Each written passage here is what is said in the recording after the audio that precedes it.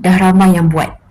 Contoh nak jadi content creator, nak buat YouTube, TikTok, post content dekat social media, tapi you masih tak post content video dekat social media sebab rasa was-was, rasa takut, rasa tak yakin dengan diri sendiri.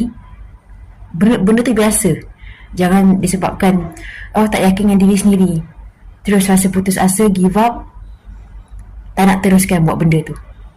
Kita manusia, kita hamba Allah, kita manusia, kita boleh ada emosi, kita boleh ada rasa insecure, takut, semua ni. So tak ada masalah, okay? Fiza pun sama juga. Fiza bagi nasihat, Fiza bercakap ni pun ada kadang rasa insecure, rasa putus asa, rasa takut nak buat sesuatu. So benda tu biasa. Tapi macam mana you manage perasaan tu, you manage, you hadap, you tukar perasaan takut tu. You teruskan rasa takut tu.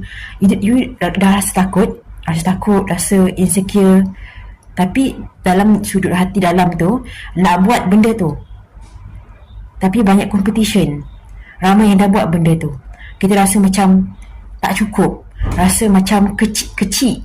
Siapalah aku nak buat content, nak buat video kat YouTube? Siapalah aku, siapa lain nak tengok? Ramai dah yang dah buat, ramai dah famous. Kat sini kalau kita dah buat content, dia bukan sebab famous tau. Ramai yang dah berjuta-juta, berbilion-bilion dah buat content. Tapi ingat, dorang tu semua bukan you. Dorang bukan you. You pun bukan dorang. So you nampak macam dorang hebat. Dorang hebat, cantik, handsome, kreatif, pandai. Tapi itu cara dorang. Cara you pula macam mana? You pun unik. You pun ada cara sendiri. Cara you tak sama macam dorang. Tak bermaksud yang dorang hebat ataupun you hebat. Kita semua hebat.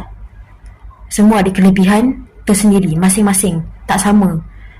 Tak boleh nak cakap you kurang daripada orang tu, ataupun orang tu lebih daripada you, ataupun orang tu kurang daripada you. Tak ada siapa kurang, tak ada siapa lebih. Semua ada kelebihan, kepandaian, kecantikan, aura masing-masing. Kalau dah buat konten, dah buat video dekat social media,